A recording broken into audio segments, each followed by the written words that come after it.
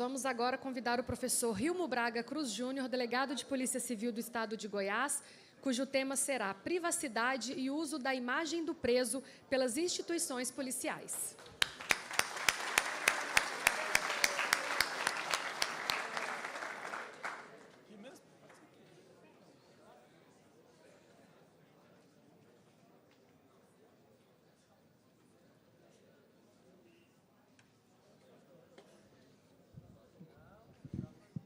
Bom dia a todos. É um prazer enorme estar aqui nessa data, matando a saudade de todos vocês, né? Um bom tempo que nós não nos víamos. E, antes de tudo, eu gostaria de agradecer enormemente o convite que me foi feito, em nome da instituição, Nickerson, Dr. Robson, Aniela, Léo, todos os funcionários do Lato Senso, que, graças à dedicação dos senhores, permitiu que esse evento fosse realizado de forma brilhante. A nossa professora Josiane, que é minha querida irmã e também fez parte dessa organização. Gostaria de agradecer também a minha esposa, a perita Patrícia, que gentilmente atendeu nossa solicitação de estar aqui nessa data. E saibam, senhores, que a palestra dela, além de brilhante, é motivadora e uma oportunidade para cada um dos senhores, porque sabemos que temos aqui alunos do preparatório do sequencial que, em síntese, são pessoas que têm, sim, o interesse de fazer parte das corporações policiais e entrarem nessa guerra contra a criminalidade. E saibam, senhores, então, que o Instituto Criminalístico, o IML, são órgãos também policiais, técnicos, científicos, como os senhores puderam perceber, que permitem vagas de concursos públicos anualmente para os senhores. Então, nós temos que parar com esse dualismo de eu quero virar policial, quero ser PM ou civil. Não. Hoje existem vários órgãos policiais, em várias categorias de profissões, que permitem qualquer um dos senhores ou senhoras fazer parte da polícia. Como eu sou delegado de polícia, muitas vezes eu encontro colegas muito inteligentes, muito dedicados, que gostariam de fazer parte da polícia para contribuir com a sociedade, porque é o pior problema que a sociedade vive hoje, o crime.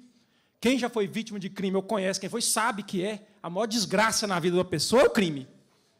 Claro que a saúde merece muita atenção, educação. Sem educação, nós não vamos melhorar o problema de criminalidade e violência do Brasil, mas quem foi vítima de um roubo sabe o que eu estou falando.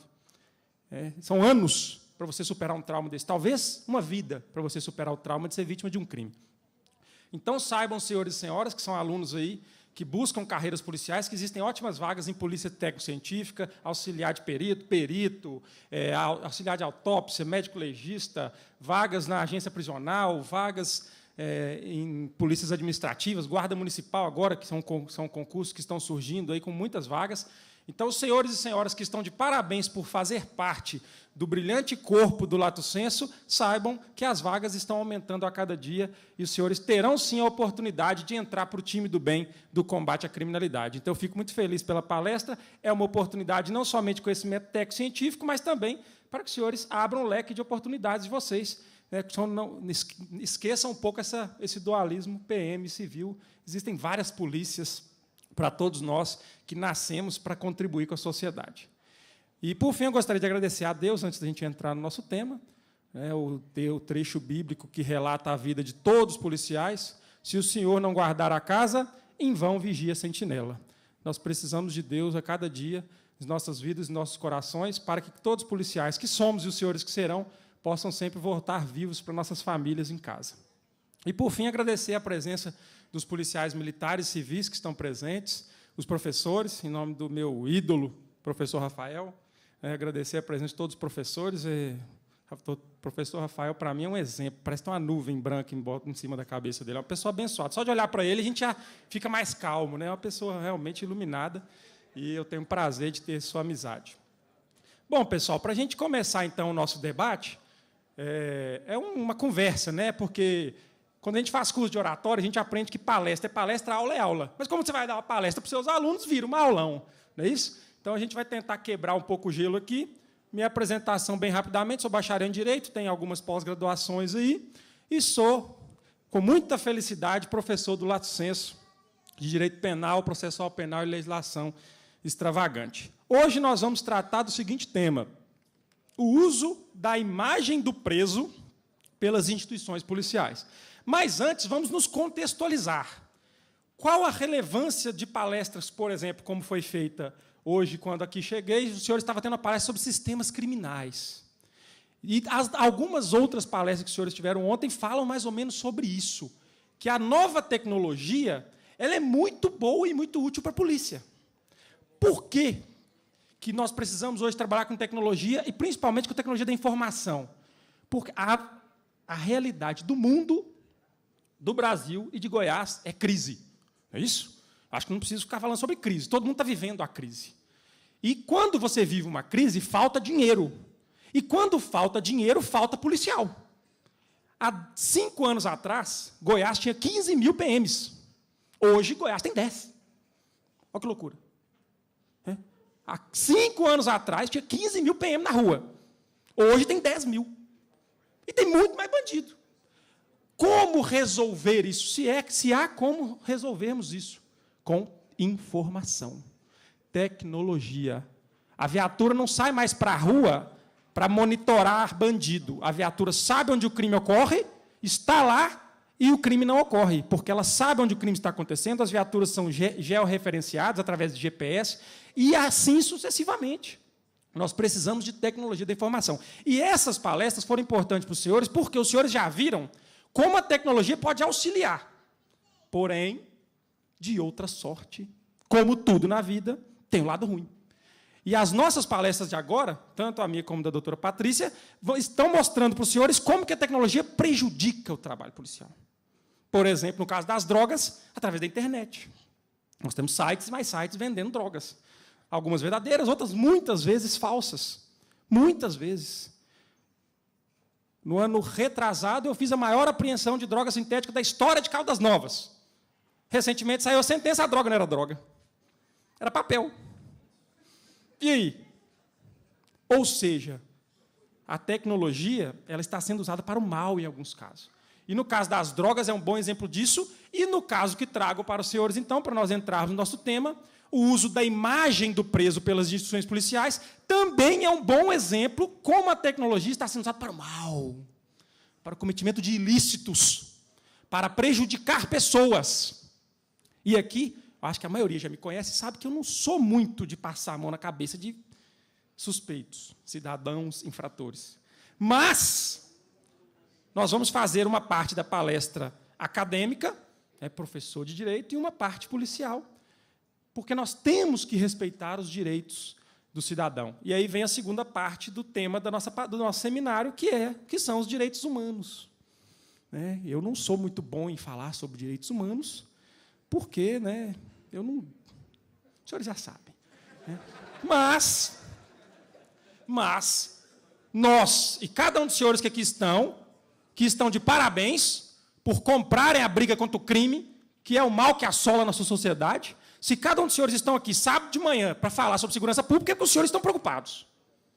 Com o conforto de suas famílias, seus salários, seus cargos, que vão assumir brevemente, porque os senhores estão no Lato Senso, que é a melhor instituição de ensino hoje, pré-concurso da cidade de Goiânia. Então, os senhores, se estão aqui, os senhores querem comprar essa briga contra a criminalidade. Os senhores querem dar um basta. E os senhores terão prazer de fazer parte de instituições policiais maravilhosas, que são as de Goiás. Eu já fui delegado em vários estados, a maioria aqui sabe disso, e amo Goiás. Aqui a polícia ainda é polícia. A guerra ainda está vencida pela polícia. O bandido hoje não saca uma arma para um policial. Quando um policial morre, e os senhores veem na televisão, eu já falei para meus alunos, todos sabem as histórias que eu conto em sala de aula. Ou é balada, ou é pingo, ou é chifre. Não é?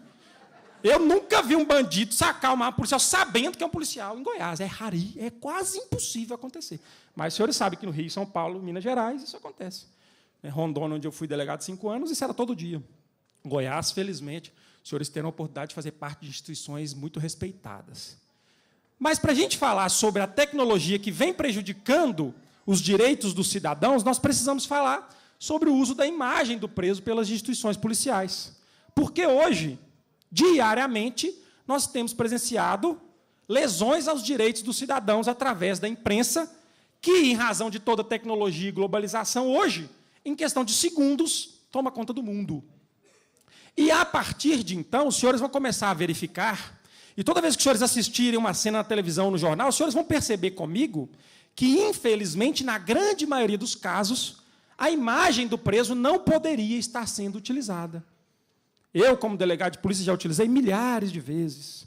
Já fui processado por isso centenas de vezes. Mas nós temos que, como acadêmicos e estudiosos, termos o conhecimento de que a imagem do preso não pode ser vilipendiada diariamente, como está sendo nas nossas instituições policiais. Para a gente falar sobre isso, nós vamos trabalhar com as seguintes teorias. Primeiramente, como que sai a luzinha aqui? Primeiramente, senhores, nós vamos trabalhar com a teoria do etiquetamento. Quem melhor fala sobre ela no Brasil, Luiz Flávio Gomes. Segundo ele, e todos os estudiosos que o seguem, o Brasil, seguindo uma tendência internacional, está etiquetando o criminoso, de modo que o brasileiro cansou de aguardar a justiça. O brasileiro não tem mais a paciência de aguardar que um suspeito seja investigado, processado, condenado e cumpra sua sentença. Por quê? Infelizmente, isso demora 10 a 20 anos no Brasil e nós não vemos ninguém cumprindo pena condenado. 80% dos nossos presos, para mais, são presos provisórios. Não são presos condenados. Presos em flagrante ou em prisão preventiva temporária. O brasileiro cansou de ver bandido sendo preso e solto amanhã. Essa é a realidade que nós vivemos. Fizemos uma pesquisa capitaneada pelo doutor Edilson, que é brilhante professor da nossa instituição, que constatou no ano passado que os presos de crimes hediondos, presta atenção, crime grave, ficam presos em Goiânia no máximo 41 dias. O cara comete estupro, tráfico de drogas, homicídio, latrocínio e fica 41 dias preso. Meu irmão, o crime compensa para o cara. Aí o cara vai para o presídio, lá tem Facebook, WhatsApp, festa, balada, mesa de sinuca, prostituta, uísque, churrasco. Ou os senhores nunca viram isso na televisão? Foi matéria no Fantástico. Aí no outro dia tiraram as mesas de sinuca, na terça-feira colocaram de novo. Pô, tá de sacanagem. Ou seja, nós e os senhores, como representantes da elite intelectual brasileira, os senhores não aguentam mais ver bandido se dar bem no Brasil. Aí, como o cidadão não aguenta mais ver o bandido se dar bem no Brasil, a gente apela. O povo pressiona o delegado, né, as autoridades, o comandante da PM. O povo pressiona e a mídia, que ganhou na globalização toda essa liberdade de imprensa, pressiona esse comandante da PM ou delegado para dar uma satisfação. Pessoal, a imprensa não quer saber se o criminoso está fugido, se tem risco de gente morrer. Ele quer saber do cara preso. E ele quer saber do cara algemado. Os senhores sabem que hoje a súmula vinculante 11 proíbe a gente algemar, mas vocês querem ver o cara algemado. Toda a sociedade quer ver o cara algemado. Por quê? Nós não aguentamos mais ver bandidos dar bem no Brasil. Aí, nós vemos a polícia algemar o cara e pôr o cara na televisão, aí a gente fala assim, se se deu mal. Não é isso que vocês pensam? Por quê? Teoria do etiquetamento. Os órgãos públicos, policiais e judiciários no Brasil estão etiquetando os suspeitos e presos como inimigos do Estado. Hoje a sociedade tem os amigos e os inimigos. Aí surge a teoria do direito penal do inimigo de Gunther Jacobs. O que Jacobs diz? Que no Estado existem os amigos e os inimigos. Para os amigos, os favores da lei. Para os inimigos, os rigores dela. Aí a sociedade vê o cara algemado, vê o cara atrás das grades, vê a carona dele na televisão e fala assim, se fudeu. E aí a sensação que a sociedade tem é de saciar aquele seu anseio por segurança que está ferido. Nós estamos morando em condomínios fechados, não saímos de casa de madrugada, temos medo de chegar em casa 2 horas da manhã e estamos acuados pelo bandido. E aí quando você vê ele na televisão algemado, você fala assim, por quê? Porque a sociedade não aguenta mais o quadro, a crise da segurança pública que vive. E aí trata o bandido como inimigo do Estado. E surgindo, por fim, as teorias do direito penal mediático e simbólico, apelidada pelo Luiz Flávio Gomes de datenismo penal. Por quê? Hoje, a maioria dos jornalistas exploram o crime. Jô Soares já dizia, no Brasil, só tem duas coisas que vendem muito, que é chifre e crime. Por isso ele escreveu alguns livros aí, policiais, e vendeu muito. O brasileiro adora. Então, a mídia explora e o direito penal se torna simbólico. Como consequência, acompanhe meu raciocínio, como consequência do etiquetamento do bandido, do tratamento dele como inimigo e da mídia exacerbada, nós temos o direito penal simbólico. E aí surgem problemas, porque esse apelo social e midiático dos jornais entram na instituição policial. Ao absurdo de chegarmos hoje e termos como estratégia de segurança pública no Brasil e em Goiás, não é mais o combate ao crime. Os policiais que estão aqui sabem do que estou dizendo. Qual que é a estratégia da Secretaria de Segurança Pública hoje, em Goiás? Dar sensação de segurança. Olha que absurdo. O objetivo hoje da polícia não é dar segurança, é dar sensação de segurança. Olha que loucura. Ou seja, enganar o povo. Não é isso? Você não está seguro, não, mas você está se sentindo seguro? Então tá beleza. Então tá beleza. Meu Deus. O etiquetamento... De novo, hein, pessoal? Vou falar várias vezes para ficar bem resumido para vocês. O etiquetamento penal, o direito penal do inimigo e o direito penal midiático está fazendo com que as polícias assumam um direito penal simbólico. Eu não quero mais prender. Eu não quero mais que a população se sinta segura. Eu quero dar segurança, eu quero que a população se sinta segura. Eu tive alguns policiais, eu trabalhei no Genarc muitos anos, né? Tinha policial meu, falava assim, puta, o cara foi solto, rapaz. Não, chefe, beleza. Se ele for solto 10 vezes, a gente prende 11 e aparece 12 na televisão. Que lógica que tem isso, meu irmão? Você prende o cara hoje, ele é solto amanhã. Aí você prende de novo, ele é solto amanhã. Só para você aparecer na televisão e o povo achar que está seguro? Está errado. Nós precisamos mudar o paradigma da segurança pública. E essas 3 teorias fazem com que as autoridades policiais, delegados de polícia e comandantes da PM usem indiscriminadamente a imagem de preso. E, pessoal, eu não estou aqui me preservando, não, tá bom? Eu faço isso diariamente. Põe o cara algemado na televisão, mas eu sei que está errado. Uma coisa é eu fazer, outra coisa é eu achar que está certo. Porque daqui uns dias policiais que serão, os senhores têm que ter o conhecimento acadêmico. E isso, a maioria desses casos configura-se lesão aos direitos do cidadão. Para a gente começar, então, a descobrir quando a polícia poderá ou não utilizar a imagem, primeiramente, nós vamos fazer o conflito de direitos. Já estudamos isso em sala de aula inúmeras vezes. Todo direito constitucional ele pode ser relativizado. Não é isso? O cidadão tem o direito à liberdade, mas se ele comete um crime, o Estado tem direito de prendê-lo, restringindo a sua liberdade. O cidadão tem o direito à sua intimidade, mas se o cidadão está traficando drogas, o Estado interceptará o telefone desse cidadão, relativizando a sua intimidade. Por quê? Conflitos de direitos constitucionais. E toda vez que nós temos o conflito entre direitos individuais e o direito coletivo, por exemplo, daquele cidadão suspeito que tem sua casa invadida, ele tem o direito individual de inviolabilidade de seu domicílio.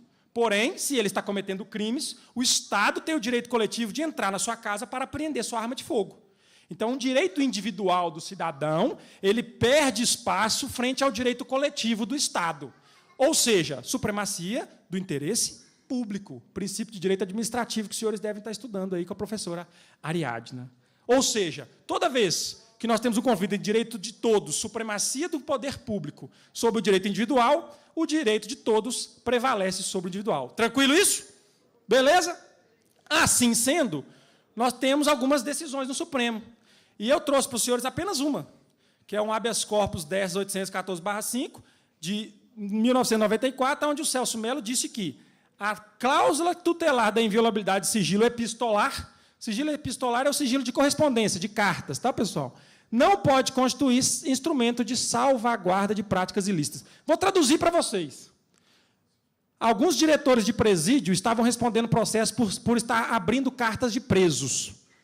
Os presos recebiam cartas românticas, outras criminosas, não é? E os diretores de presídio abrem as cartas para ver se não tem um acordo de crime, se eles não estão combinando uma fuga. Aí os diretores do presídio foram processados. Aí o Supremo disse que não. Ele tem o direito individual de ter sua intimidade, mas se ele está preso, já é um indício de que ele possa estar combinando crimes. Se o diretor do presídio acreditar sinceramente que aquela carta pode ter fulcro criminoso, ele devassa essa carta para acobertar e proteger a segurança pública. Essa foi a primeira decisão do Supremo e nós utilizamos ela até hoje para garantir que as atuações da polícia possam ser legitimadas. Segundo conflito de direitos, liberdade de imprensa versus segurança pública. Minha irmã é jornalista, né, que está aqui, eu falo mal de jornalista mesmo. Por quê? A gente precisa muito da imprensa, pessoal, para trazer a sociedade para o lado da polícia, obviamente. Mas, infelizmente, a imprensa não está do lado da sociedade. A imprensa, em regra, né, peço as minhas escusas a todos os jornalistas que estiverem aqui, mas, em alguns casos, a imprensa tem feito um apelo financeiro. É isso, ela busca o lucro e não o bem-estar social, em a maioria dos casos. Claro que existem ótimos meios de comunicações, muito respeitosos, etc. Mas essa é a regra. E, assim sendo, a imprensa usa a sua liberdade de imprensa para colocar a foto do cara na televisão.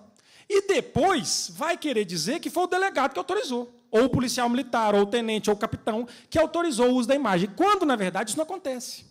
Porém, se a autoridade policial é responsável pela investigação, ela é responsável pelo preso. Até o momento em que nós entregarmos esse preso no presídio, ele é responsabilidade do comandante da operação. Então, se tem jornalista na porta da delegacia, você não pode descer com o cara algemado, porque o jornalista vai tirar foto e vai filmar. Então, você tem que, primeiro, preservar o local. O jornalista não tem que estar no interior da delegacia de polícia. O jornalista tem que aguardar num local separado. E, posteriormente, se for o caso, ser apresentado para a imprensa. Porque é o delegado ou o comandante da PM que tem a responsabilidade sobre todos os direitos constitucionais desse preso. Todos.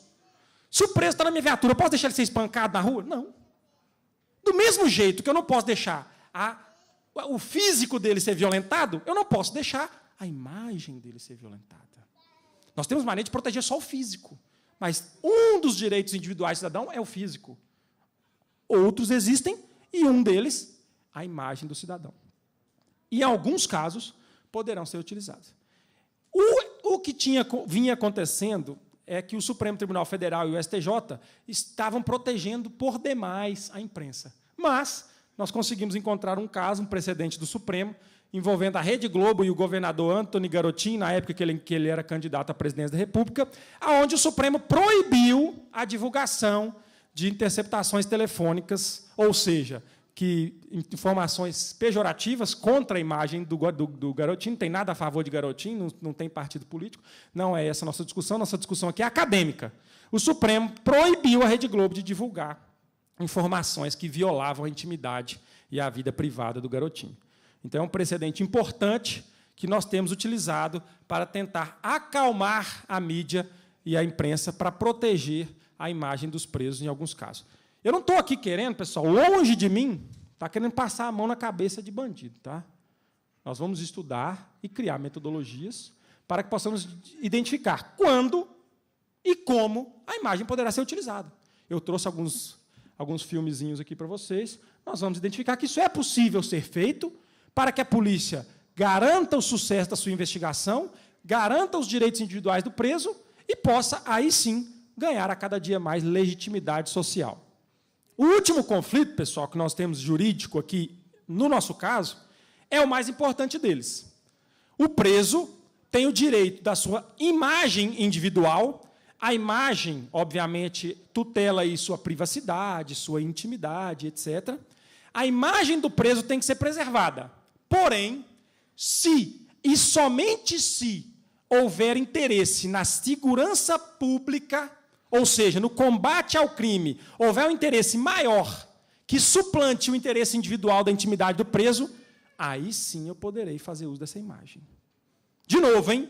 Que eu vou trazer os exemplos agora, eu quero que os senhores percebam bem quando nós poderemos utilizar a imagem do preso. Os senhores daqui um dia serão policiais e terão que tomar essa decisão nos casos concretos. Percebam comigo, quando estivermos diante do direito individual do preso, mas existir um direito superior, o interesse coletivo de segurança pública em mostrar essa imagem, nós a mostraremos.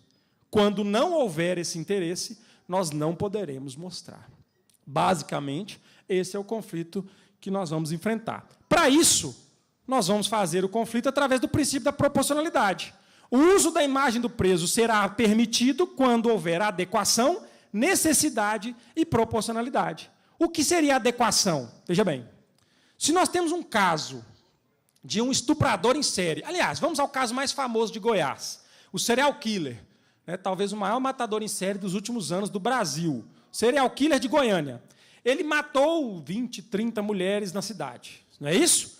Deixou todos nós tensos, todas nossas famílias preocupadas, e etc. Cometia homicídios em série. Ele foi preso.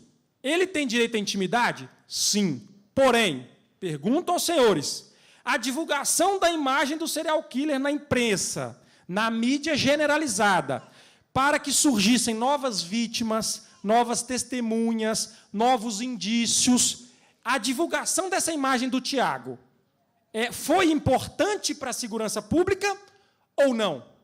Foi. A divulgação da imagem do Tiago não foi somente para humilhar o Tiago, como a gente vê em muitos dos casos. Não foi somente para fazer o delegado ficar famoso, como a gente vê em muitos casos. Foi baseada num relevante interesse de segurança pública. O interesse coletivo que vale mais do que o interesse individual de sua intimidade. Tanto é verdade que ele foi indiciado inicialmente por 2 crimes, e a partir do momento que foi divulgado, nós conseguimos mais 9 mandados de prisão. Nós tínhamos 2 mandados de prisão contra ele. Depois da divulgação na imprensa, surgiram 9. Por quê? Milhares de testemunhas surgiram. Milhares de ligações. Eu vi ele aqui, a moça morreu aqui perto, ele passou de moto aqui do lado mesmo. Ele estava aqui no ponto de ônibus mesmo. Ou seja, surgiram dezenas e dezenas e centenas de novas provas nas dezenas de inquéritos que ele respondia. Então, a divulgação da imagem do Tiago foi lícita. Por quê? Ela não buscava exclusivamente humilhar e rechaçar a imagem do Tiago, mas ela buscava o surgimento de novas provas, o surgimento de novas vítimas, o surgimento de novas testemunhas e a colheita de material probatório para que ele pudesse ficar condenado mais anos, ficar mais tempo atrás das grades e nós nos sentirmos mais tranquilos, porque eu tenho certeza que nenhum dos senhores querem ver o Tiago solto. Ou seja, o interesse público prevaleceu sobre o interesse individual. Porém, eu pergunto aos senhores, num caso muito comum e cotidiano no Brasil, marido mata a mulher por causa de chifre. Todo dia acontece, não é?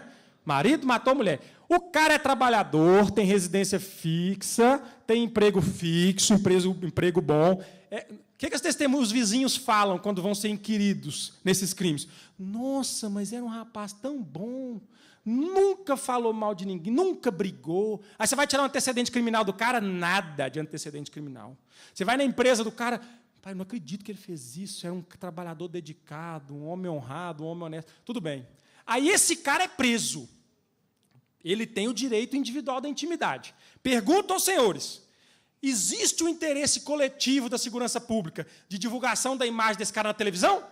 Não. Por quê? O crime dele foi passional. Foi um acontecimento isolado. Não há qualquer indício de que ele esteja envolvido em outros crimes ou de que ele possa voltar a delinquir, para que nós, aí sim, utilizássemos a sua imagem. Ou seja, nesse caso, o uso da imagem será um uso ilícito, que poderá gerar responsabilidades. Tranquilo? Além de adequado, pessoal, a utilização dessa imagem tem que se mostrar necessária. Não é? Porque, por exemplo, se a gente prende esse indivíduo e vamos supor que ele já tenha uma pena de 30 anos, ou vamos supor que a gente prende esse indivíduo hoje e ele morre amanhã no presídio. Tem necessidade de eu divulgar essa imagem desse preso? Não. Não é isso? Então, não seria necessário, apesar de afigurar-se adequado, não seria necessário. E, por fim, nós temos que fazer um uso proporcional dessa imagem. E aqui, eu me refiro muito à interceptação telefônica. Se você tiver que mostrar na televisão a interceptação telefônica do cara, você precisa mostrar a conversa dele com a amante? Não precisa. Se ele, por exemplo, é um estuprador de criancinhas, ótimo. Vamos colocar na imprensa conversas dele assediando criancinhas, para que aí novas criancinhas possam... Ele me ligou também, mãe. Hã? Aí sim, interesse público prevalecendo sobre o interesse privado. Agora, se o indivíduo, eventualmente, por mais que tenha estuprado 50 crianças, esteja conversando com a mãe dele, eu preciso mostrar essa conversa na televisão? Não. Porque os direitos constitucionais individuais do cidadão infrator têm que ser garantidos. Basicamente, esse é o princípio que vai nortear nossa conduta. Aí eu trouxe para os senhores alguns exemplos, né, para que nós possamos estudar, faticamente, casos em que a polícia pode utilizar e casos em que a polícia não pode utilizar essa imagem, afigurando-se como uma imagem ilegal.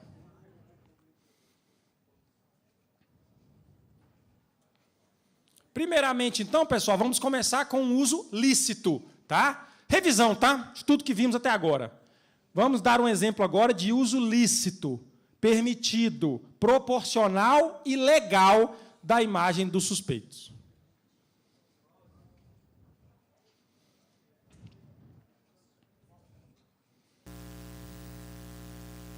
Homicídio em Tumbiara, segundo a polícia.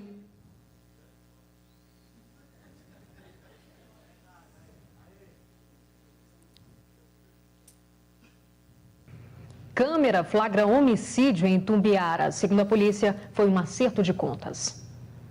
Essas imagens da câmera de segurança de uma casa mostram o momento em que foi realizado o assassinato. Os autores estavam de capacete. O crime foi nessa rua, que fica no bairro residencial de Itumbiara.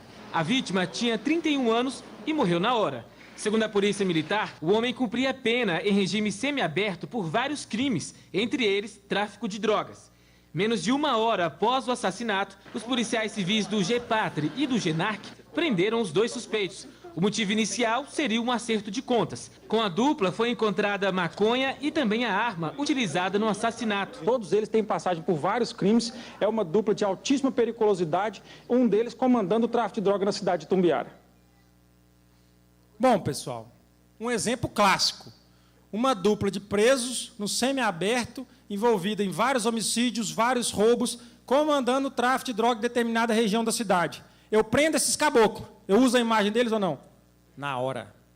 Na hora. Sem problema. Até porque, revisando o que já vimos, são suspeitos de outros crimes, pesam em desfavor deles indícios de envolvimento em outros crimes atuais e, com certeza, a divulgação desse infeliz na televisão vai fazer com que desencadeie uma reação lógica de surgimento de novas denúncias, novas testemunhas. Pessoas que outrora não tinham coragem de prestar depoimentos, terão coragem. Agora eles estão presos, agora eu tenho coragem de assinar um depoimento. Inúmeras provas surgem a partir disso. Nesse caso específico, no outro dia, uma senhora ligou de um outro bairro e falou assim, eles tinham casa aqui do lado de casa também. Esses caboclos moravam aqui em casa, do lado da minha casa. Nós fomos lá, mais munições, mais drogas e mais armas. Ou seja, evidentemente que em casos como esse, afigura-se como proporcional, legal e lícita o uso da imagem do suspeito por parte da polícia. Próximo vídeo, por favor. Tá. Foi preso em Goiás um homem suspeito de violentar mulheres e, acredite, obrigar as vítimas a rezar por ele. Ele foi capturado porque o irmão de uma das vítimas conseguiu pegar o crachá do acusado. Cristiano Coutrin Ferreira, de 25 anos, é acusado de cometer pelo menos 5 estupros na cidade de Águas Lindas de Goiás, a 60 quilômetros de Brasília. Segundo a polícia, ele agia sempre da mesma forma, atacava à noite, escolhia as vítimas, mulheres que estavam sozinhas em paradas de ônibus depois do estupro, pedia que elas rezassem por ele. Rezar para Deus me libertar mesmo dessa coisa. Essa perturbação da minha cabeça, do coração. Cristiano é cobrador de ônibus e foi preso depois do último ataque, que ocorreu perto desta parada. A vítima fugiu e avisou o irmão, que voltou ao local do crime e encontrou o estuprador. Houve briga e ele pegou o crachá do criminoso. E a partir do momento que a gente chegou a esse crachá, a gente já contactou algumas vítimas, que vieram à delegacia e reconheceram. Cristiano confessou ter abusado de 2 mulheres, mas 5 vítimas já o identificaram como sendo estuprador. Mas 5 vítimas o identificaram como estuprador. Ou seja, se não houvesse a divulgação na mídia da imagem dele, 5 vítimas estariam trancadas dentro de casa, acoitadas pelo bandido, com medo de sair na rua, receios e traumas que todo crime de estupro gera. Então, percebam como que, nesse caso, é ainda mais emblemático. Nesse caso de estupro em série, evidentemente que há a necessidade clara de divulgação da imagem desse preso. Porque os senhores não tenham dúvidas. Hoje, menos da metade das estupradas no Brasil vão à delegacia de polícia. Menos da metade. Até alguns anos atrás, era 20%. Hoje, gira em torno de 30% a 40% das vítimas que procuram a polícia. Por quê? Para que não sofram novos constrangimentos. Imagine uma vítima estuprada que vai buscar o apoio no Estado. Se for uma cidade pequena, por exemplo, todo mundo vai saber. E, muitas vezes, essa repercussão social para uma vítima de estupro é muito mais dolorida do que o crime sofrido. Muitas ocasiões, a mulher não procura a delegacia, primeiro, porque aquilo que já conversamos mais cedo, ela sabe que o cara vai ficar um mês preso e vai ser solto. Ela vai ficar com medo do cara se vingar dela. Segundo, ela sabe do constrangimento na cidade que ela vai sofrer. Terceiro, ela tem medo dos exames periciais que ela vai sofrer. Porque saibam que não é confortável uma vítima de estupro e fazer um exame no IML. Primeiramente, ela não pode tomar banho. Imagina uma vítima de estupro ficar 24, 36 horas sem poder se banhar, aguardando as perícias que têm que ser feitas e os procedimentos médicos que têm que ser realizados de profilaxia de doenças, como AIDS, gonorreia e doenças sexuais. Ou seja, são tantos transtornos que uma vítima de estupro passa que, muitas vezes, ela não procura a investigação. Aí, quando ela vê o cara na televisão, ela cria coragem. Então, no caso de estupro, pessoal, saltam aos olhos a relevância da divulgação. O que eu estou tentando trabalhar com os senhores é um meio termo. Porque nós não podemos também, como alguns estados estão fazendo, proibir a divulgação de imagem do preso. Isso é um equívoco que algumas polícias estão fazendo. Mato Grosso, Minas Gerais e Rio de Janeiro, em razão de uma decisão que eu trouxe para cá para os senhores, estão proibindo o uso da imagem do preso. Não é esse o caminho. O caminho é nós regulamentarmos para que possamos usar a imagem do preso nos casos estritamente necessários, tudo sob o rigor da lei. Para que aí sim nós possamos legitimar a atuação policial, trazer a população para o nosso lado, porque a polícia está, felizmente, rompendo com um ranço de truculência e corrupção histórico que prevalecia no Brasil. A cada ano nós temos uma polícia melhor e mais bem preparada, graças aos concursos públicos, onde os senhores estão inseridos nessa realidade. Não há nada melhor no Estado democrático de direito para organizar e legitimar um órgão do que concurso público. Somente o concurso público permitirá que nós tiremos das polícias pessoas truculentas, pessoas inescrupulosas, pessoas que vêm prejudicando nossas imagens. E o Brasil está melhorando exponencialmente nesse sentido. E os senhores farão parte daqui a uns dias dessa realidade. A cada dia nós temos polícias melhores. O Estado de Goiás é agraciado com polícias excepcionais. Saibam, senhores, que a crise da segurança pública hoje não é ocasionada pelas polícias. As polícias civis e militares pagam uma conta que não é delas. A Polícia Civil e Militar de Goiás prende muito, muito. A cada dia nós batemos recordes de prisões e batemos recordes de apreensões de armas, de drogas, etc. Todos os dias. Porém, nós prendemos o cara 1, 2, 3, 4, 11 vezes. Fizemos uma pesquisa no final do ano, comandada pelo doutor Edilson, e constatamos que os nossos presos de crimes graves estão passando pela polícia em torno de 10ª a 11ª vez. Você prendeu o cara 11 vezes, meu irmão. Você prendeu o cara 1 e ele cessou, tudo bem. 2 ele cessou, tudo bem. 3 já está me incomodando. 4 é um absurdo. É um absurdo ter que prender o cara 4 vezes por tráfico de droga, como nós já aprendemos diversas vezes. Então, o problema no Brasil da segurança não é das polícias. Talvez seja do sistema carcerário. Eu costumo dizer isso para o doutor Edilson, ele briga comigo. Mas talvez seja do sistema carcerário que ainda está precisando evoluir um pouco. Mas Goiás, felizmente, está no caminho correto. Daqui a alguns anos, nós teremos um sistema carcerário muito bem organizado. Então, o que nós não podemos, pessoal, é virar para a Polícia Civil do Estado de Goiás ou Polícia Militar do Estado de Goiás e falar: é proibido pôr a imagem do preso. Porque aquelas 5 vítimas que os senhores acabaram de assistir estariam trancadas dentro de suas residências com medo desse estuprador. Ou seja, o uso da imagem não é um instrumento de vaidade de comandantes e delegados. Não pode ser. O uso da imagem não é um instrumento de humilhação do preso para saciar o anseio que a sociedade tem de combater o inimigo, que é o bandido. O uso da imagem tem que ser, de outra sorte, o uso legítimo, lícito e constitucional de fazer com que essas imagens possam ser auxiliares das investigações para que novos crimes sejam identificados, novas vítimas amparadas e novos crimes sejam principalmente evitados. Então, nós não podemos correr o risco de ocorrer em Goiás o que vem ocorrendo em alguns estados, como Mato Grosso, Minas Gerais, Rio de Janeiro. Nós precisamos, sim, de regulamentar. E essa foi a conclusão da minha monografia sobre o tema do uso da imagem que eu fiz no ano de 2013. E esse ano eu faço uma nova monografia, numa nova pós-graduação que estou fazendo, sobre o uso das interceptações telefônicas na imprensa. Nós não podemos proibir, mas nós precisamos regulamentar e fazer com que isso seja utilizado de forma coerente, de forma legal. Agora eu trouxe para os senhores 2 exemplos de usos indevidos, ilícitos, criminosos, que podem gerar e vão gerar de danos morais aí para suas vítimas, que são suspeitos.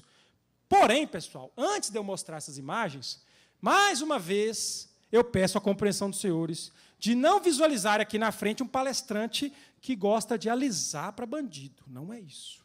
O que nós precisamos é fazer um uso coerente da força policial, trazendo a mídia para o nosso lado, para que novos crimes sejam investigados. Buscar efetividade policial. É a tecnologia, que é o tema do nosso seminário, sendo utilizada para o bem, e não mais para o cometimento de atos ilícitos.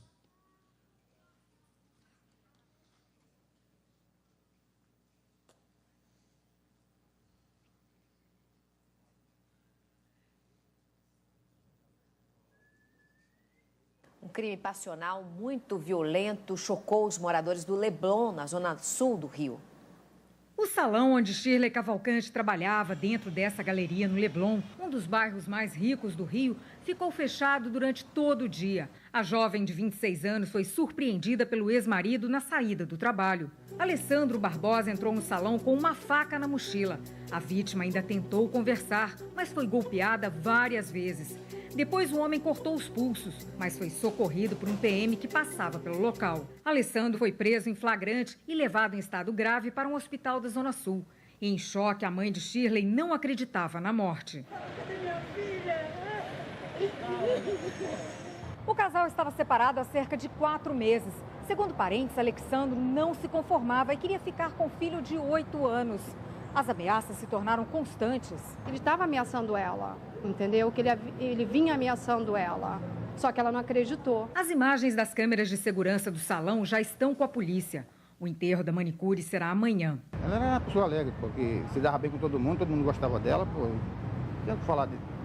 Ela só tinha qualidade. É uma dor irreparável. Perfeito, pessoal. Um ótimo exemplo de um crime envolvendo um suspeito posteriormente condenado, que tem residência fixa, não tem antecedentes criminais, não há qualquer indício de envolvimento dele em qualquer outro crime, mas que, infelizmente, se envolveu num fato isolado, seja ele em razão de ciúme ou qual seja. Não estou aqui longe de mim querendo proteger criminosos que cometem violência doméstica, que é um crime que tem que ser combatido, porém, o uso da imagem dele, nesse caso, se afigura como ilegítimo, ilícito, criminoso e gerador de danos morais, conforme nós vamos ver no nosso próximo slide. Outro exemplo que eu trouxe para vocês. Eu que passo.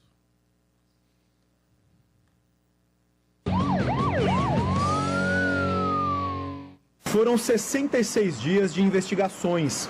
Os laudos feitos pela montadora do veículo mostraram que a velocidade na hora do acidente era de 179 km por hora. O permitido na rodovia é 110 quilômetros. Agora saiu o resultado feito pela polícia de Goiás. Excesso de velocidade, rodas cheias de solda, pneus com a calibragem errada. Tudo fora da especificação exigida pela montadora do veículo. E Cristiano Araújo e a namorada Alana Moraes também viajavam sem o cinto de segurança. Foram vários os fatores que contribuíram para a morte dos dois. A polícia indiciou o motorista Ronaldo Miranda, que dirigiu o veículo, por duplo homicídio culposo, quando não há a intenção de matar. A gente acredita que, apesar de ter assumido um certo risco, nessa questão, no âmago dele, ele não acreditou que isso pudesse acontecer. As rodas originais tinham sido trocadas. Eu acredito na vaidade, né? Foi o preço da vaidade, porque quando eu tive acesso ao padrão da roda, a gente vê que além de ser rodas bem mais fortes, também são bonitas, mas a vaidade, às vezes, ela sobressai. O acidente foi no dia 24 de junho. Cristiano Araújo voltava de um show no interior de Goiás. No carro estavam a namorada Alana, o empresário do cantor e também o motorista. Cristiano e Alana foram jogados para fora do veículo. Nós vimos que o habitat do veículo ficou bem preservado. Então, com certeza, assim como os demais ocupantes não tiveram ferimentos graves, talvez eles não viriam a óbito, né, se eles estivessem utilizando o cinto de segurança. Trouxe para os senhores, para a gente encerrar, então, um caso emblemático que movimentou todo o estado de Goiás e talvez o Brasil, um caso de muita repercussão. Na época do caso, eu estava lecionando para uma das turmas, não sei se alguns senhores estavam fazendo parte dessas turmas, discutimos esse assunto na época. Os senhores talvez tenham sido os primeiros a saber a velocidade exata do carro, né, que eu calculei na sala de aula para vocês. Mas o que é importante para a gente? O Ronaldo, que hoje é famoso no mundo inteiro, cometeu um crime? Sim. Homicídio culposo? Sim. Duplamente culposo? Sim. Merece ser condenado? Não sei. Só o Poder Judiciário vai chegar à conclusão se ele será merecedor ou não do perdão judicial. Não é esse o alvo do nosso estudo aqui. Nosso objetivo hoje aqui é muito simples. E, para encerrar nossa palestra, cada um dos senhores pode chegar às suas conclusões. O Ronaldo, não sei se tem algum familiar dele aqui ou amigo dele, não tem nada contra ele nem a favor dele, mas vamos fazer um estudo acadêmico de direito. Juridicamente, a imagem do Ronaldo poderia ter sido veiculada no mundo inteiro como foi? Não. Porque Ronaldo é um pai de família, trabalhador, não tem antecedentes criminais, cometeu um crime isolado, não é? Jamais se envolveu em outros crimes. É uma pessoa que encontra-se em liberdade, sequer preso preventivamente ele foi. Ou seja, a justiça coloca o indivíduo em liberdade, entendendo que não há necessidade da sua prisão, e se não há necessidade da prisão, nossos alunos aqui já estudaram isso nas aulas de processo penal, nós sabemos que se não há necessidade dele ficar preso, ele deve responder em liberdade. Se não há o indício de que ele venha cometer novos crimes, se não há o indício de sua periculosidade para a sociedade, ele responderá em liberdade, e assim foi feito nesse caso. Ronaldo permaneceu desde sempre em liberdade. Se a justiça entendeu que ele não ofende a periculosidade social, que ele não oferece risco de cometimento de novos crimes, e ele permaneceu solto, qual sentido faz humilhar o cidadão como ele foi feito? Pensem os senhores nos 2 ou 3 meses posterior a essa divulgação de Ronaldo. Não estou defendendo Ronaldo, não conheço Ronaldo, nunca conversei com ele, não sei de sua personalidade. Mas esqueçam a sociedade. Pensem como os senhores têm que pensar. Eu falo isso em todas as salas do Lato Senso onde vou. Os senhores têm que deixar de pensar como sociedade.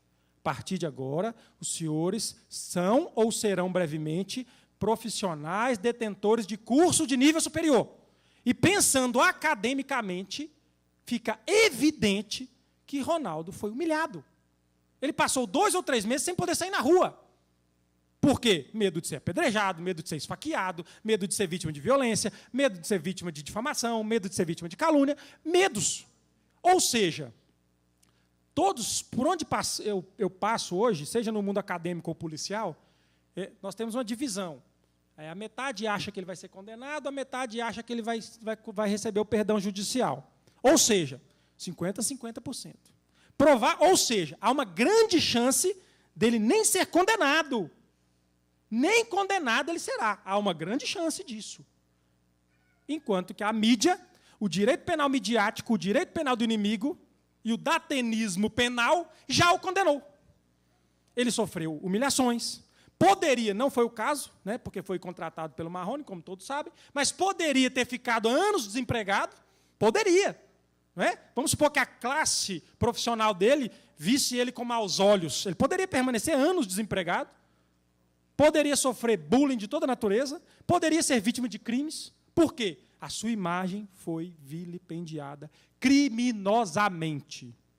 Baseado nisso tudo, eu gosto desse caso para a gente poder concluir o nosso bate-papo, nós vamos perceber que aquele que faz o uso indevido, então, dessa imagem, poderá e deverá ser responsabilizado penalmente, civilmente e administrativamente. Já estudamos isso em sala de aula, mas nunca é demais lembrar que todo ato ilícito pode gerar responsabilidades em suas diferentes esferas. É perfeitamente possível que alguém que se envolve em um ato ilícito responda civilmente, através de danos morais, penalmente, através dos crimes cometidos, e administrativamente, em nossas corregedorias. No caso dos delegados e comandantes da PM, essa responsabilização ocorre principalmente na via administrativa, através da nossa corregedoria. Eu espero ter sido bastante resumido com vocês. Por fim, eu trouxe a solução prática, que é a conclusão da minha monografia. Para a gente não chegar ao ponto de proibir, que é a tendência hoje no Brasil, infelizmente, alguns estados já estão proibindo o uso da imagem do preso, mas para que no estado de Goiás nós possamos evitar de chegar nesse ponto, onde nós tenhamos uma proibição de uso da imagem, eu sugeri, na minha monografia, traço o exemplo para vocês, de um termo de exibição de imagem, aonde o delegado de polícia lavrará o documento para justificar o uso dessa imagem. Semelhantemente ao que fazem os policiais militares que estão presentes, sabem do que eu estou dizendo, semelhantemente ao que ocorre quando o cara reage. Se você aborda o cara reage, você leva ele para a delegacia, né? Você contém ele com a força moderada, né? E se não conter, mais moderada ainda. Você contém o cidadão, obviamente que, infelizmente, surgem algumas lesões corporais, e você leva o cara para a delegacia e faz o que na delegacia? Um termo de resistência, que vai chamar auto de resistência. Não é? A diferença aqui para os nossos brilhantes alunos, muito simples, a diferença de termo para auto. Talvez até alguns profissionais não saibam a diferença. Pouco se escreve sobre isso no Brasil. A diferença de um termo para um auto é simples. O auto é na rua, o termo é dentro da delegacia. Pronto. Por isso que o depoimento chama termo de depoimento. E por isso que o auto de prisão se chama auto de prisão, que você prendeu o cara na rua. Então, se o cara reagiu na rua, você vai fazer um auto de resistência. Para você algemar o cara hoje, os policiais sabem disso, e vocês que estão fazendo concurso têm que saber que hoje, para você algemar o cara, você tem que fazer o quê? Um auto de algemamento. Você tem que justificar o porquê que você algemou o cara, porque ele é muito forte, né? Eu falo para meus policiais utilizar essa é boa, eu gosto dessa. Devido à intensa compleição física do algemado. Né? Ó, o cara é um gorila, né, meu irmão? Você vai, como é que um policial magrinho vai levar um govão? Vamos na delegacia, o senhor me acompanha? Não existe isso. Né? Então você algema o cara devido à intensa compleição física dele. Ou você algema o cara porque há antecedentes dele de fugas. Ou porque há antecedentes dele de resistência contra policial. Você tem que justificar o porquê que você algema. Aí você faz o quê? Um auto de resistência. A PM faz isso todo dia. Auto de resistência ou auto de algemamento. Todos os dias a PM faz isso. Qual que é a dificuldade do delegado fazer também? Vai usar a imagem do cara, pelos motivos que já vimos aqui, faz um termo de exibição de imagem. Aos 7 dias do mês de novembro de 2015, às 11 horas, a autoridade policial titular da delegacia determinou a exibição de imagem do X, atuado em flagrante pelo crime de estupro contra crianças, visando o surgimento de novas denúncias em desfavor do mesmo, tendo em vista o surgimento de indícios de que ele tenha feito outras vítimas semelhantes nos últimos dias. Pronto. Usou a imagem do cara com legalidade, com moralidade, com proporcionalidade, com justiça e com zelo. A população agora se sente protegida da mesma forma e a polícia tem legitimidade. Nós, policiais, e trato cada um dos senhores como policiais, porque em breve serão, nós precisamos ter legitimidade social. As instituições democráticas só evoluem com legitimidade social. Precisamos, a cada dia que passa, sermos mais transparentes com a população e trazer toda a coletividade para o nosso lado, para que aí sim nós possamos vencer essa guerra contra a criminalidade. E trouxe por último, eu não vou ler não em razão do tempo, mas foi a decisão lá no Rio de Janeiro, que proibiu o uso de imagem. Tá? E eu encerro aqui com os senhores, então, né, com minha frase preferida: para que o mal triunfa, basta que os bons fiquem de braços cruzados. Se os senhores aqui estão, sábado de manhã, meio-dia, é porque não estão de braços cruzados. Sejam bem-vindos nessa luta contra o crime, que é dignificante, e cada um dos senhores serão abençoados por Deus nessa missão. Obrigado, é um prazer enorme estarmos aqui, e agradeço ao Robson, ao Nickerson e toda a diretoria aí. Obrigado mesmo. Eu não posso deixar de encerrar sem agradecer ao Dr. Robson, Nickerson, a diretoria, os funcionários do Lato Senso. Para mim é um orgulho pisar, cada dia que eu piso numa sala do Lato Senso, é um orgulho sentir que eu faço parte de uma instituição tão ambiciosa e, ao mesmo tempo, tão gratificante. Parabéns a vocês, e é um prazer estar com vocês. Bate palma para mim de novo, gente!